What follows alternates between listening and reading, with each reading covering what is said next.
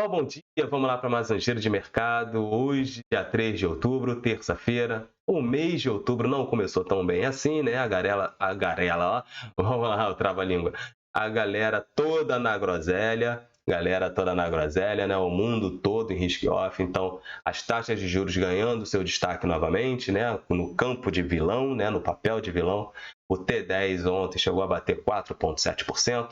Isso diminui muito o apetite ao risco da galera, certo? Então, muita gente acaba perguntando, pô, todo mundo tem que ficar olhando a taxa de juros dos Estados Unidos? Sim, tem que olhar. Por alguns fatores. Primeiro, Estados Unidos é a maior economia do mundo. O que o seu Banco Central faz impacta nas outras economias. Então, os outros bancos centrais, antes de tomar sua decisão, precisa entender o que está acontecendo e o que pode vir a acontecer nos Estados Unidos, certo? Então, muita atenção quando a gente fala de taxa de juros, certo? Lá nos Estados Unidos.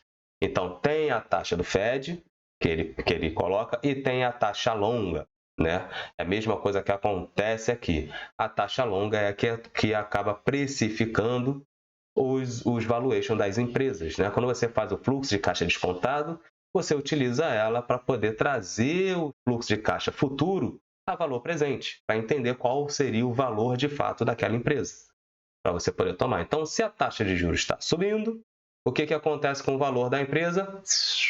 O valor diminui. Se o valor diminui, o que você vai fazer? Você vai se ajustar. Opa, a ação está valendo 10, está precificada a 10 hoje, mas o valuation está mostrando que ela vale 8.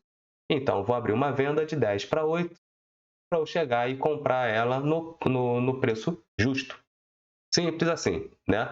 Só trocando por miúdos. Só tentando simplificar a cabeça do investidor que não tem tanto conhecimento assim. Então, basicamente é isso. Basicamente, certo? Agora, Vini, por que todas as bolsas acabam caindo, né? Quando a taxa de juros está subindo? Uma outra pergunta que muita gente faz. A Selic aqui no Brasil está caindo e a bolsa não está subindo. A bolsa está alta, vamos botar assim, está na ponta alta do caixote. Já mostrei, a gente vai mostrar novamente aqui. Estou fazendo essa grande introdução aqui para vocês, certo? Por que a taxa de juros aqui, a Selic, está caindo e a bolsa não está caindo? Porque a ponta longa, né, a taxa de 10 anos, a curva de juros é que precifica.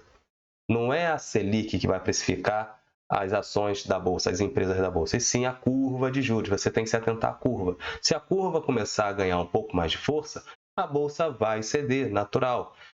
Mas a taxa de juros lá nos Estados Unidos bateu, de 10 anos, bateu 4,7%. Aqui a gente tem 10% ao ano, né? Ao mês, ó. Isso é pirâmide, não. 10% ao ano, 12,5% ao ano. A gente está falando de 4,7% no dolarizado.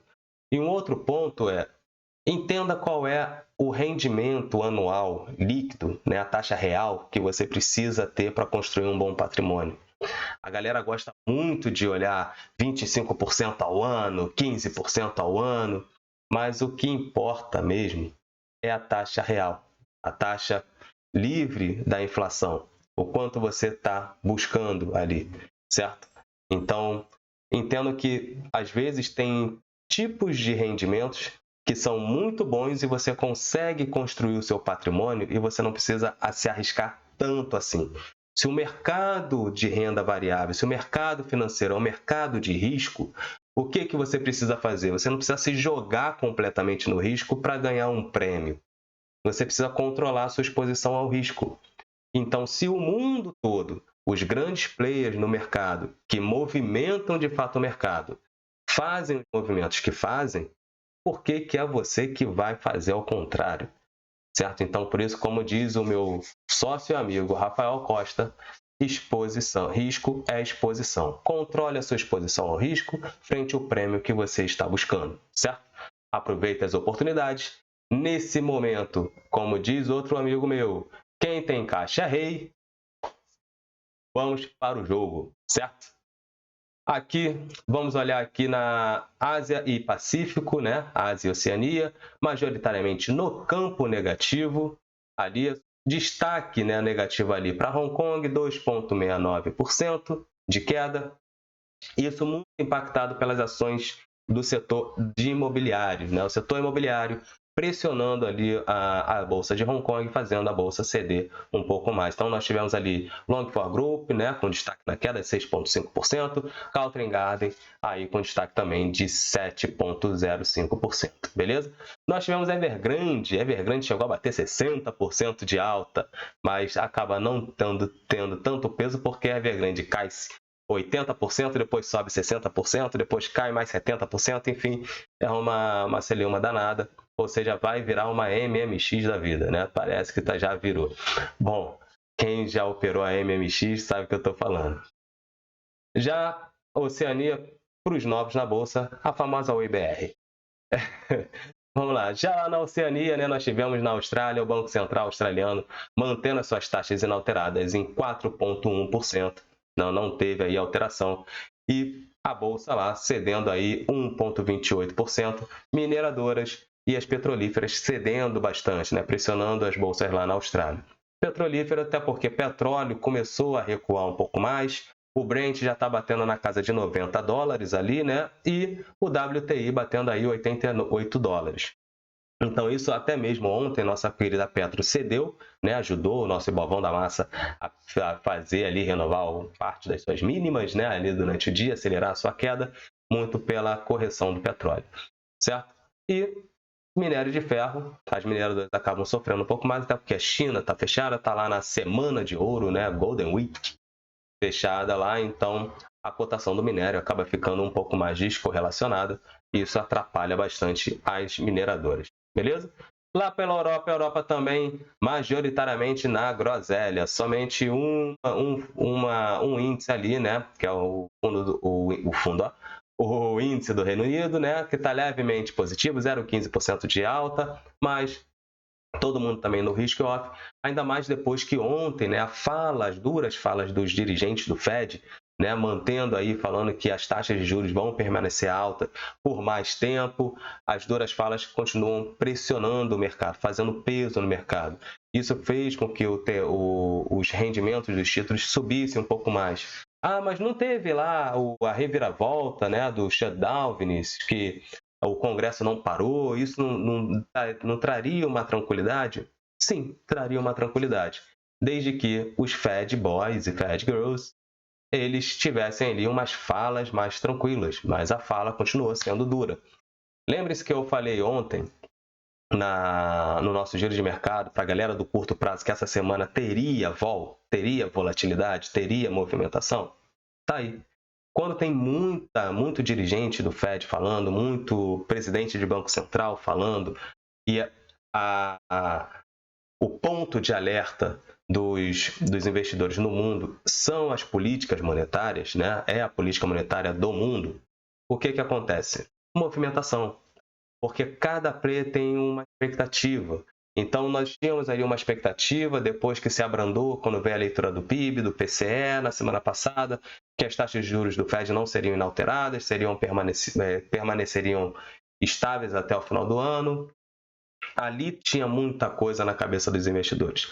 Quando os dirigentes começam a falar e vem outros indicadores, o que acaba acontecendo? A galera começa a refazer. Ou seja, muitos players no mercado não sabem muito bem o que estão fazendo, para onde vão. Justamente é por isso que tem as incertezas nas economias globais. Essas incertezas fazem com que os investidores fiquem mais cautelosos, certo? No curto prazo. Agora, a galera do longo prazo tem oportunidade. Pô, mas Vini, se o cara que está mexendo bilhões, trilhões, como você falou, está cauteloso, por que eu tenho que correr o risco? Você precisa entender que são momentos diferentes, pontos diferentes. O cara que está movimentando trilhões, certo? Esse cara geralmente tem diversos fundos, certo? Esses fundos precisam gerar resultados para os investidores, certo? Se o resultado não for tão bem assim, o que acontece com os investidores? Eles vão começar a solicitar resgate dos fundos. Solicitando resgate dos fundos, o que os fundos têm que fazer para pagar os cotistas? vende posição acionária, libera o dinheiro para pagar o cotista. Ponto. Certo? Agora, o que acontece com os fundos long buys, né? Os fundos que são com viés de compra, né? De longo prazo, né? O long only, long buys. O que acontece com esses fundos? Esses fundos constantemente estão comprando. Eles acabam tendo rendimento ruim, sim, mas a galera que não resgata o dinheiro desses fundos é a galera que está pensando no longo prazo, que está terceirizando a gestão da sua carteira para um gestor de fundo. Simplesmente assim, certo? Então, se você tem a sua carteira e pensa para o longo prazo, você tem que pensar como um gestor de fundo de long base, long only, né? Que é aquela galera que está pensando para o longo prazo, certo? Essa galera acaba não tirando dinheiro, aproveita a oportunidade quando a bolsa cai, já tem aquele caixa de oportunidade para poder comprar as ações que estão mais para trás, para que possa trazer melhor aqui o seu preço médio, né? Você conseguir acumular mais ações a um preço mais baixo, certo? Então, é basicamente isso. Então, isso que você precisa só separar, né? O que é o mercado com os grandes players, que são gestores de fundos, grandes fundos de investimentos, e você, que é uma pessoa física que está fazendo seus investimentos, construindo seu patrimônio, certo? Mas como diz o meu sócio amigo Rafael Costa, risco é exposição. Controle a sua exposição ao risco, que no futuro você terá bons resultados, certo? Lá nos Estados Unidos também, nós temos aí as bolsas norte-americanas tendenciando uma abertura levemente positiva, né?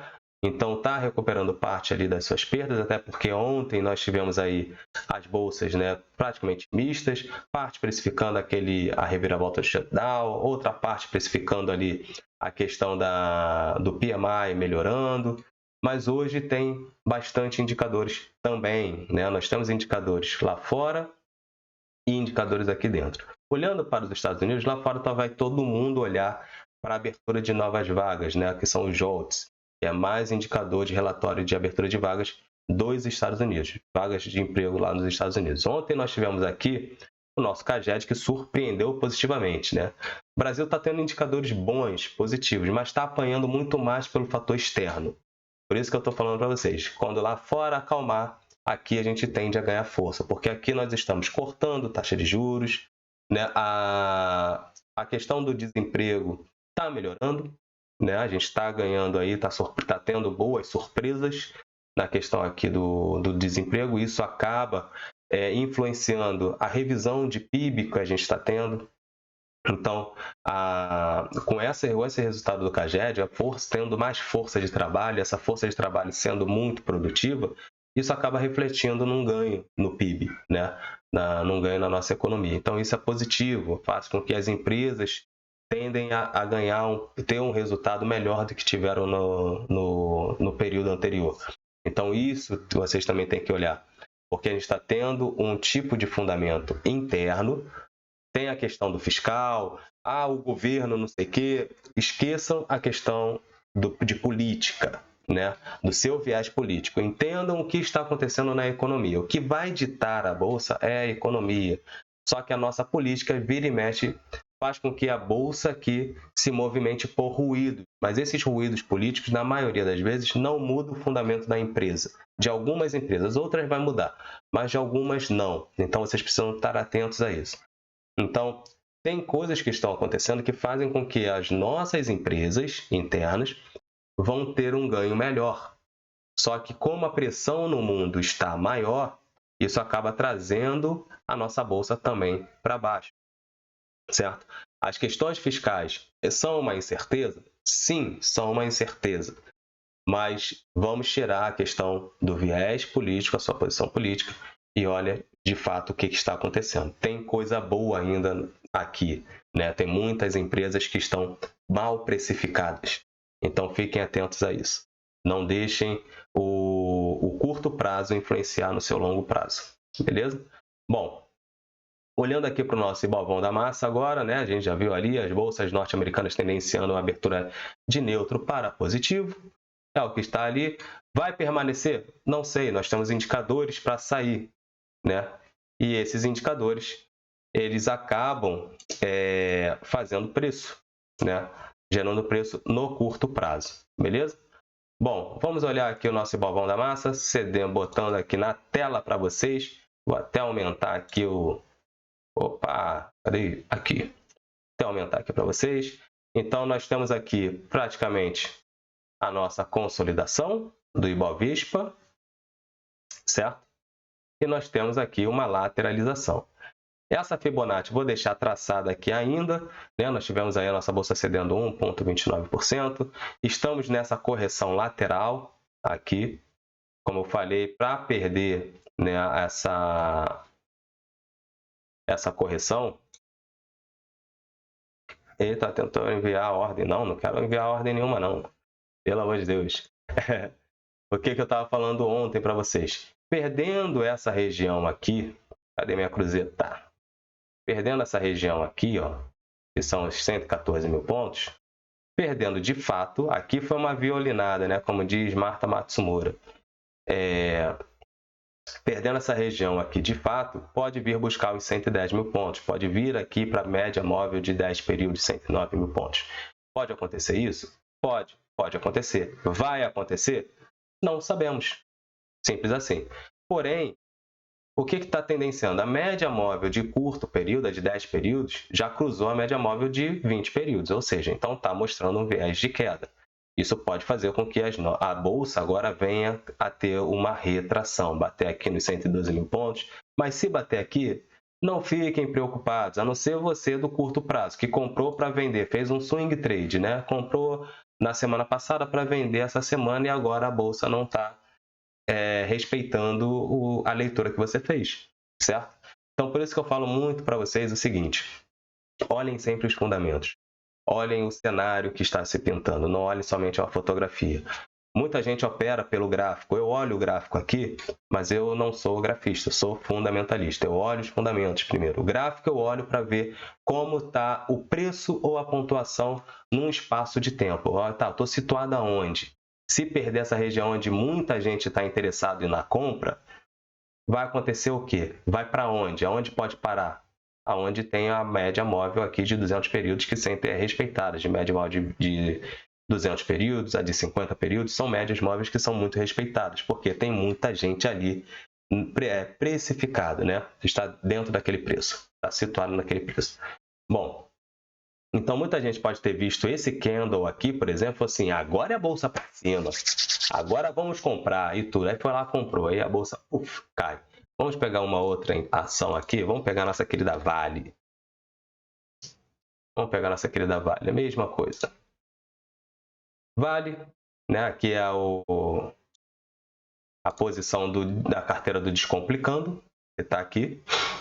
Vale, nós temos também essa consolidação, ponta baixa do caixote, viram esse candle aqui, agora é alta, vamos lá, então a galera pode ter comprado aqui, agora está vendo a bolsa, a Vale aqui embaixo, ou então ganhou essa região aqui dos 68, agora eu vou comprar, comprou e a bolsa, ó, Vale veio para cá 4%, aí o que faz?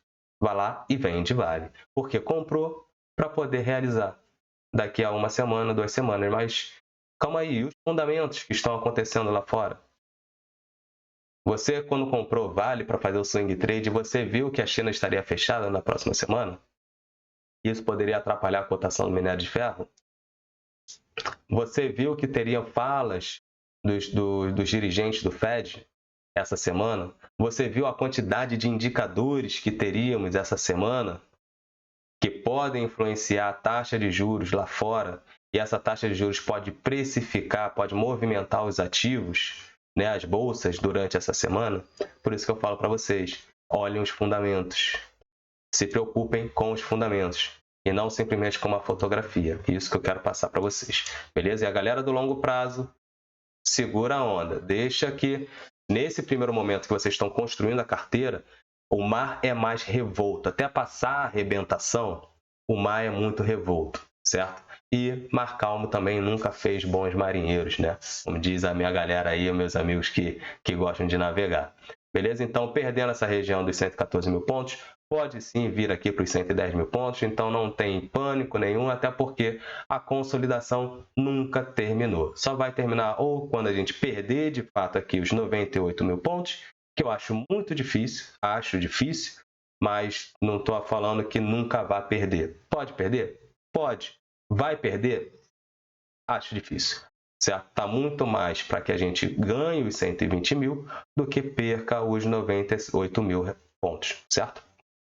Bom, olhando a doleta, dólar terminou em alta também, né? Abriu o gapado, corrigiu o gap, né? A galera dos gráficos aí gosta do fechamento de gap, fechou o gap e depois voltou, fez uma alta ali e terminou praticamente estável, né? Então terminou no mesmo ponto de abertura, basicamente. Porém, o fechamento acima do fechamento anterior, botando aí 0,56% de alta, né? Nossa doleta tende a vir buscar, ganhando 10 aqui, ó, os 5,10, tende a vir buscar aí os 5,15 aí, fatalmente, certo? Vamos ver o que vai acontecer com a nossa querida doleta, com o nosso querido dólar aí, beleza? Nós tivemos uma correção aqui, né? Um ganho de prêmio que foi muito impulsionado pelos treasuries americanos, né? Isso acabou trazendo também essa forte correção na nossa curva de juros. Cadê a nossa curva de juros aqui? Então, ó, a gente pega aqui estamos aqui em outubro, né? De 2023. Vamos pegar aqui a de 33. Tá batendo aqui nos 11,20, né? 11,19.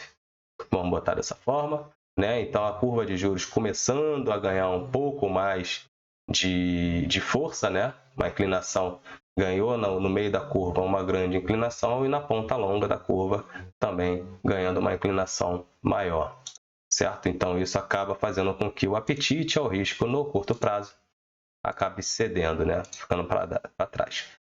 Pouquíssimas empresas fecharam no positivo ontem, né? A maioria, todo mundo aqui na groselha, Vale cedendo devido à questão da cotação do minério de ferro, China fechada, muitas coisas acontecendo lá fora. Nós temos aí petróleo também corrigindo aí pela correção que tivemos, a Petrobras, no caso, corrigindo pela correção do petróleo, e os bancos também cedendo aí bastante, né? E a nossa querida B3 acabou apanhando bem aí, né? 2,3%. Show? Vamos aqui para o nosso calendário, vou botar do dia, né? O que vai acontecer hoje. Nós tivemos aí IPCA FIP, né? Subindo 0,29%, né? A previsão era 0,1%, e nós tínhamos o anterior em menos 0,2%. Nós temos discurso do Bosque, mais Fed Boy falando, vamos entender, isso vai pressionar. O que já tivemos na leitura da fala, do discurso do Powell quando teve a política monetária?